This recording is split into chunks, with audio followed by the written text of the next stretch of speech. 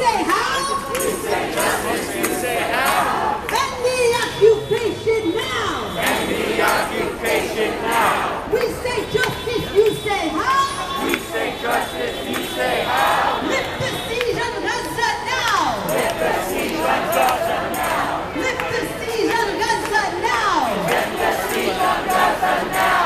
Lift the siege on Gaza now! Lift the siege on Gaza now! In November we'll remember! In November we'll remember! In November we'll remember! In November we'll remember! In November we'll remember! In November we'll remember! In November we'll remember! In November we'll remember! Make some noise for yourself. We want justice, you say how? We want justice, you say how? End the siege on Gaza now! End the siege on Gaza now! Not another nickel, not another dime! Not another nickel, not another dime! No more money for genocide! No more money for Pick it up, genocide! say, not another nickel, not another dime! Not another nickel, not another dime! No more money for genocide! No more money for genocide! Say, no more money for genocide! No more money for genocide! Make some noise, y'all, make some noise. If there's one thing Philadelphia is going to do, it's going to show up for the marginal several decades, right? And being volleyed in the form of 2,000-pound dummy bombs manufactured here at the innocent people of Palestine. Shame! And this is not our first rodeo together. This is nothing new. We have been out here organizing in these streets since October. For almost as long as this second Nakba has been happening, has been ongoing in Palestine, we've been showing up in the defense of not only the Palestinian people, but all people, recognizing that the violence being leveraged there can be expected here, can be expected anywhere in the world, as long as we allow the genocide to continue in Gaza. No one is safe. No one is safe from that violence. Free, free, free Palestine! Free, free, free Palestine!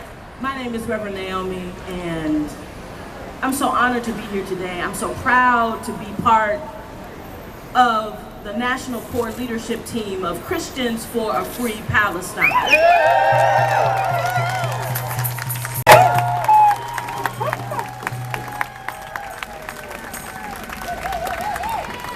Hello, all you beautiful truth seekers. I am so lucky to be here with you today. As Sam so kindly introduced me, my name is Rabbi Rachel Kipnis. I am a community member and resident of West Philadelphia. I am a proud member of the Philly chapter of Jewish Voice for Peace.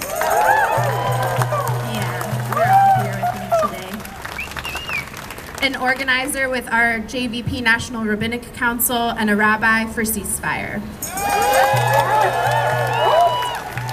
Most importantly today, though, I am here representing the No Ceasefire, No Vote campaign.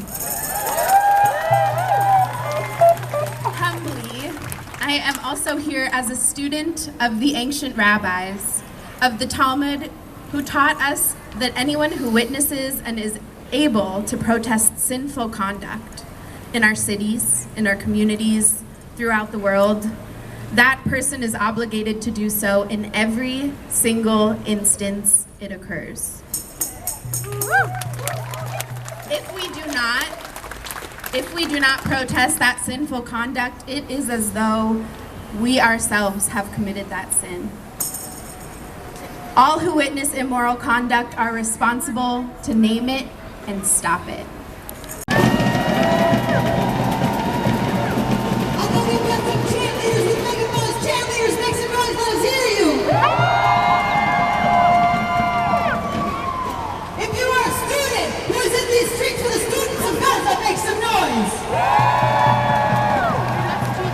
If you are a parent in these streets for the parents of Gaza, make some noise. Arms! Embargo down! Say arms!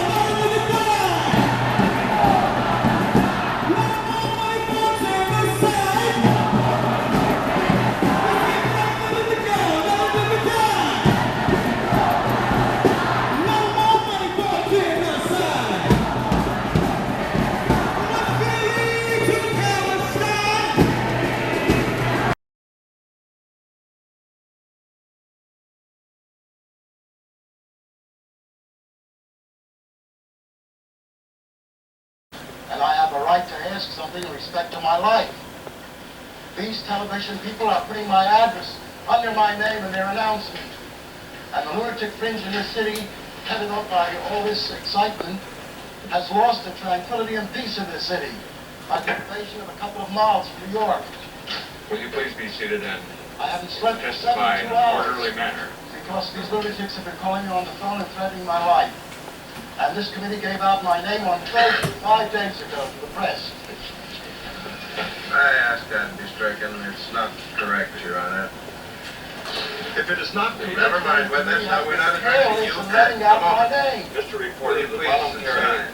statements of the witness will be stricken from the record. If you go to the transcript, what I just played for you is basically cut off entirely. And what you just see is the witness has made some comments that have been stricken from the record. So it shows on the transcript that something's missing, like you're notified of that, but that's what's missing. And you might have caught at one point the congressman asking him to sit down. There's a photograph in the Philadelphia Inquirer of that guy standing up, clearly in the middle of yelling. So this is probably what that's a reference to. So that was Benjamin Anton. So as I was saying, that was sort of a demonstration of this, of what the publicity was doing to some of these folks. People were getting death threats. What about refusing to answer entirely? Well, refusing to answer, or trying to get out of answering through recourse to an amendment that was not the Fifth Amendment, saying it's my First Amendment rights or something like that. Well, if you do that, you're going to become guilty of a federal crime. That is contempt of Congress. That involves a fine of up to $1,000 and up to 6 months in prison. $1,000 is a lot of money to a lot of people now. In 1954, it was that much more. Two teachers did actually face these possibilities. One teacher, a guy named Wilbur Mahaney, who a one-time party member, taught in West Philadelphia. One of the teachers who actually had his PhD. He had a PhD in I think, in political science, actually.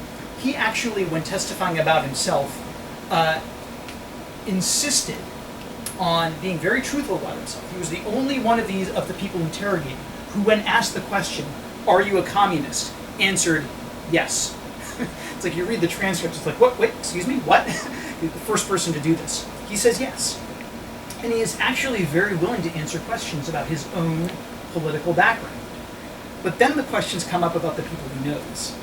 And then he says, nope, sorry, I cannot divulge information about the people I know. I mean, you're now asking me to be a tell-all. You're asking me to rat out my friends. I do have a conscience. And I realize I might be getting myself into some trouble here, but no, I'm not going to do it.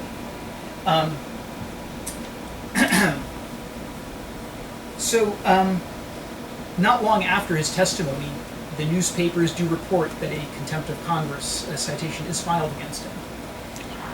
And Wilbur Mahaney decides to purge himself.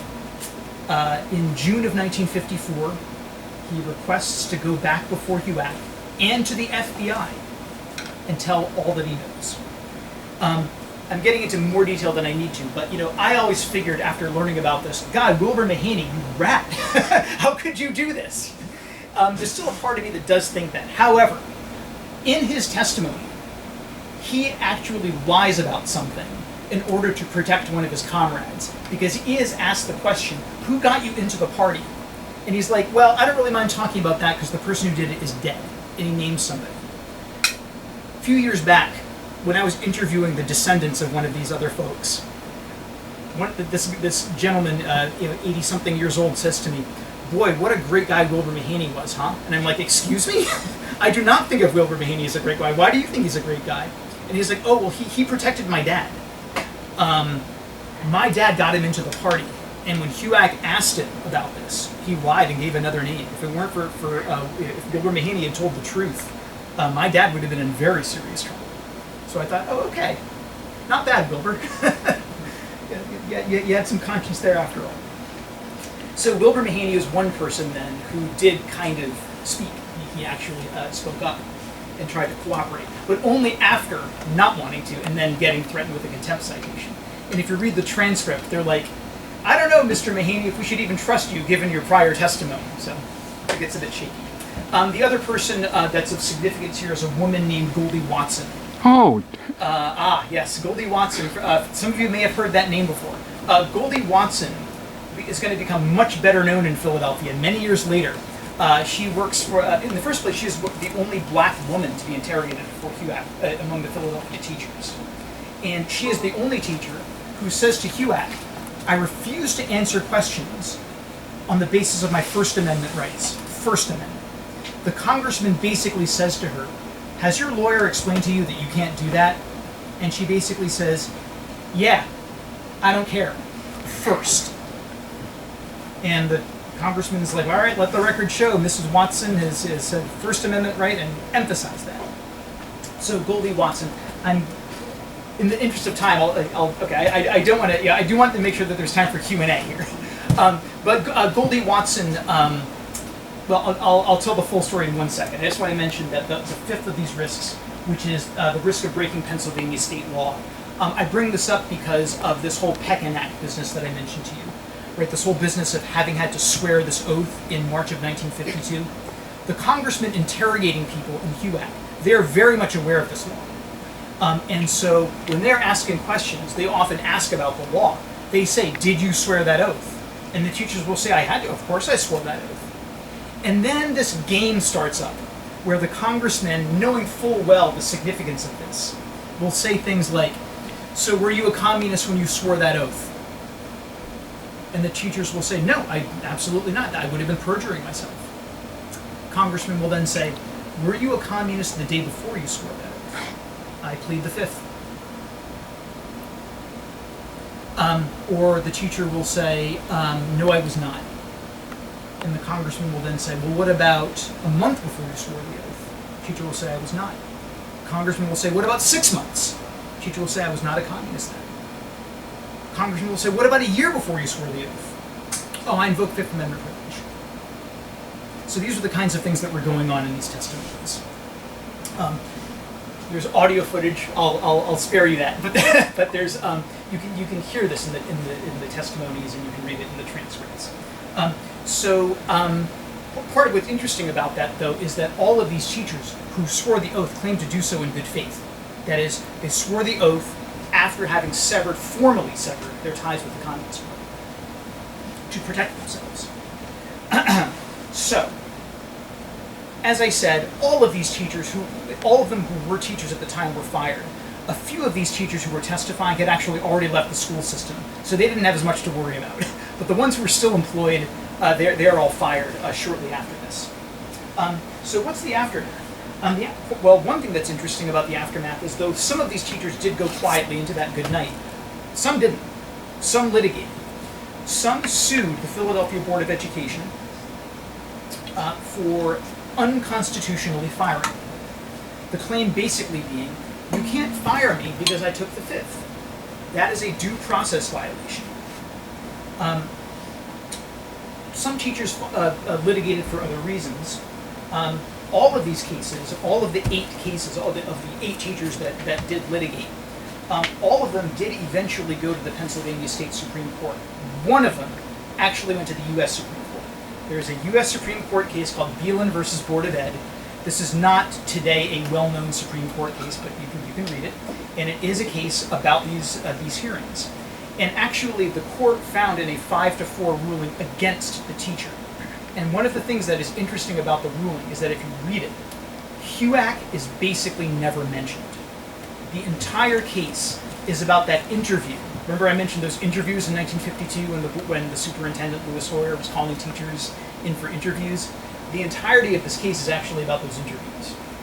Now, this is one of those moments where, as somebody learning about this and studying it, you have to kind of step back and think about the politics of all of this. Mm-hmm. And indeed, some of the judges, some of the people that make rulings in these cases, they think this way too. What I mean is this. If you're the superintendent, and you are interviewing somebody in June of 1952, asking them questions about their politics, with a clear view toward learning about their communist affiliations, if you think that there's something fishy going on, you can dismiss them, or you can try to dismiss them. There's a tenure law involved, there's some problems here, but you can try to do it then. But in point of fact, that's not what the superintendent did. All of the suspensions of these teachers happened after their HUAC testimonies. The message then is that what was really wrong, what the teachers really did wrong was they didn't cooperate with this federal congressional committee. And it's the judges, it's the people in the Pennsylvania State Supreme Court who brought this up. And they're like, this is how we know that what the Board of Ed did was unconstitutional. The Board of Ed can't hold it against these teachers that they availed themselves of their Fifth Amendment rights to fire them. And so indeed, some of these teachers do actually get reinstated. In 1960, several of these teachers do get their jobs back. Some of them have to wait a little bit longer. 1965, 66, 67. One man, Isidore Rivich, doesn't start teaching again until the 1970s.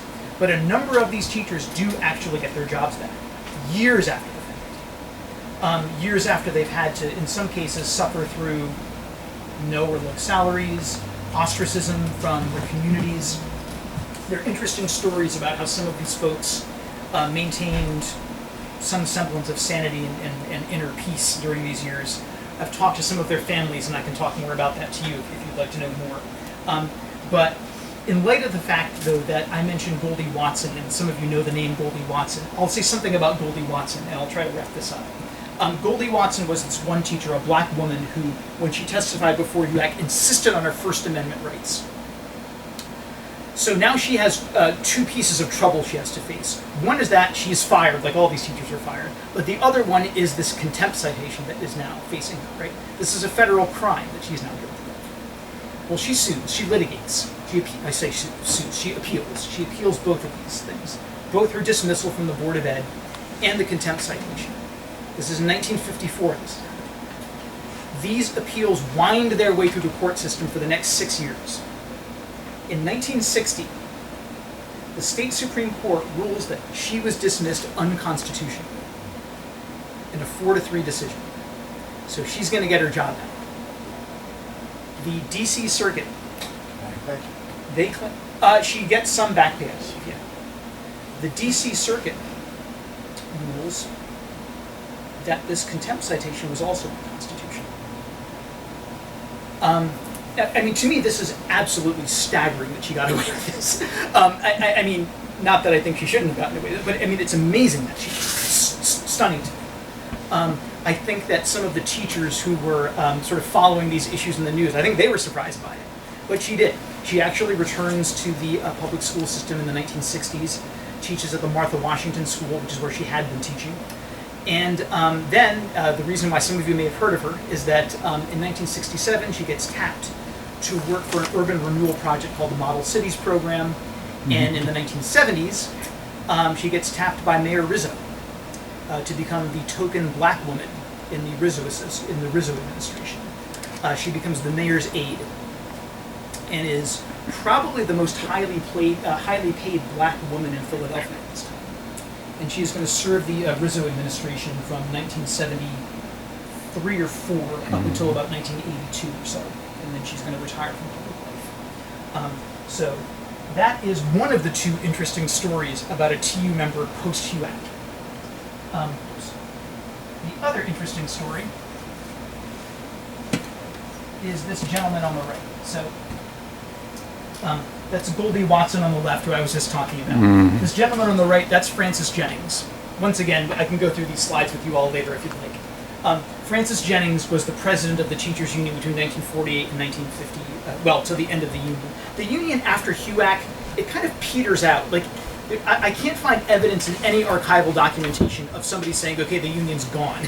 But for the remainder of the 1950s, it basically is holding dinners and meetings to raise money for these litigants. That's what the union does after HUAC. Now, all of that is Francis Jennings. He is the guy who's orchestrating all of that. Francis Jennings is an incredibly energetic, dynamic guy. Why is he interesting beyond that?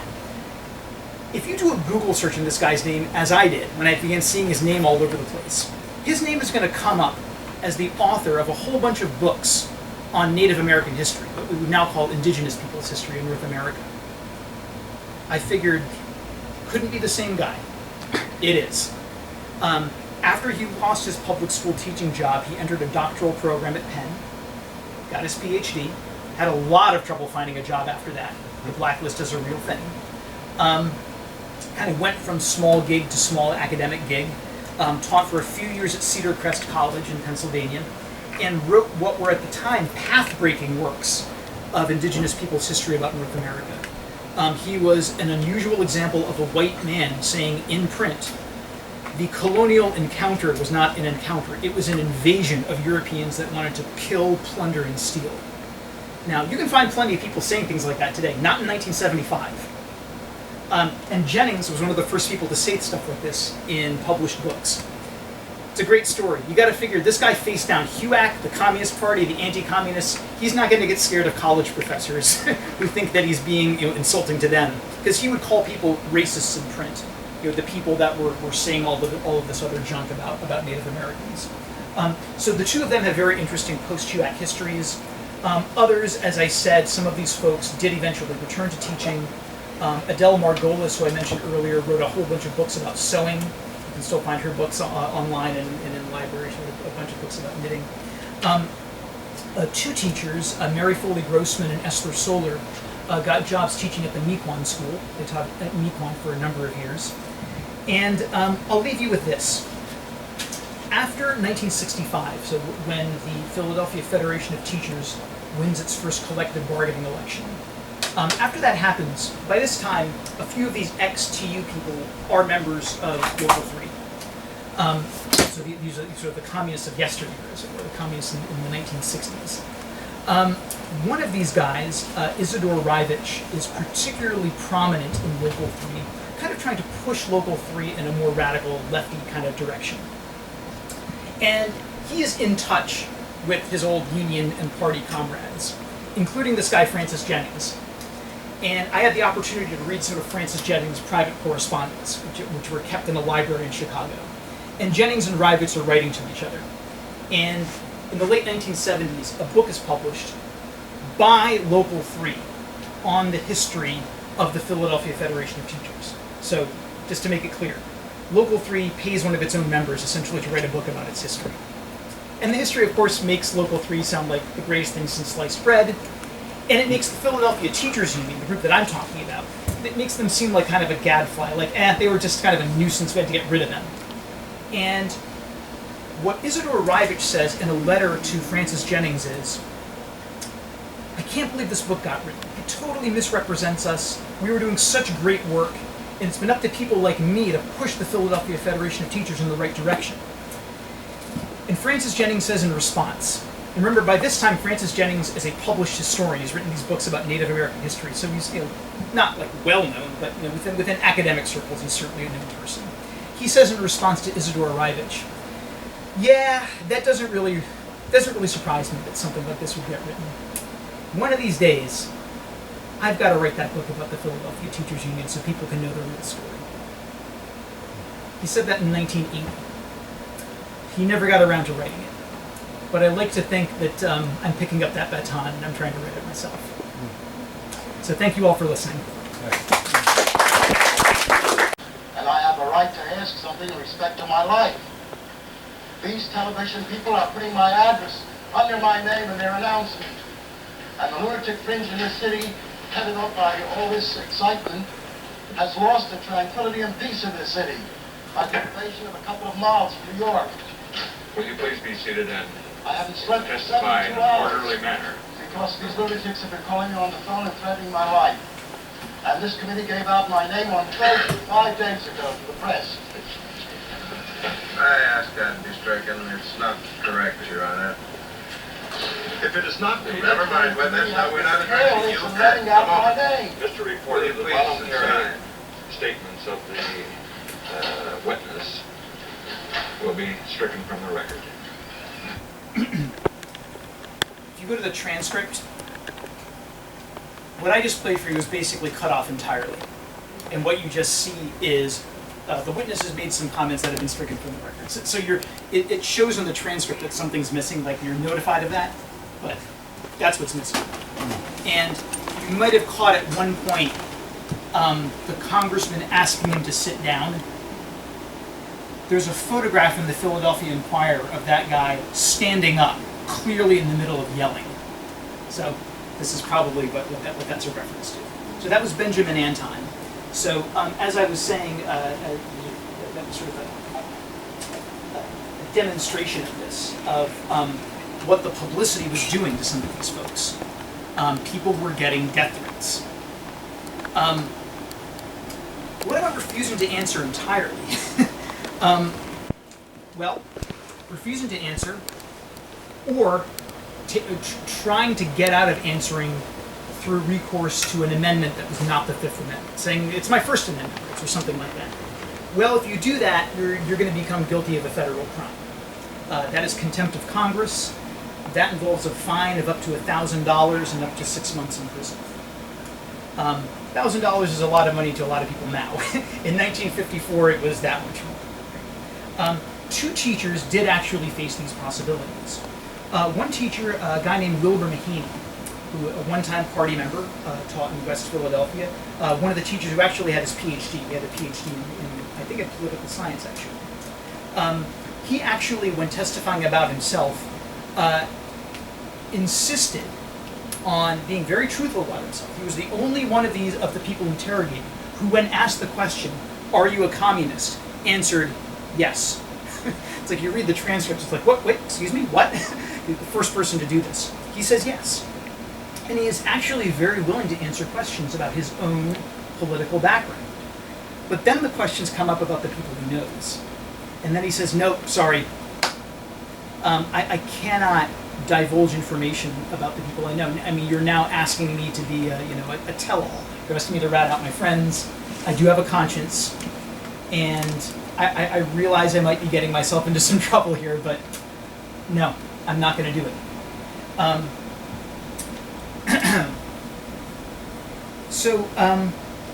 Not long after his testimony, the newspapers do report that a contempt of Congress citation is filed against him. And Wilbur Mahaney decides to purge himself. In June of 1954, he requests to go back before HUAC and to the FBI and tell all that he knows. I'm getting into more detail than I need to, but I always figured after learning about this, God, Wilbur Mahaney, you rat! How could you do this? There's still a part of me that does think that. However, in his testimony, he actually lies about something.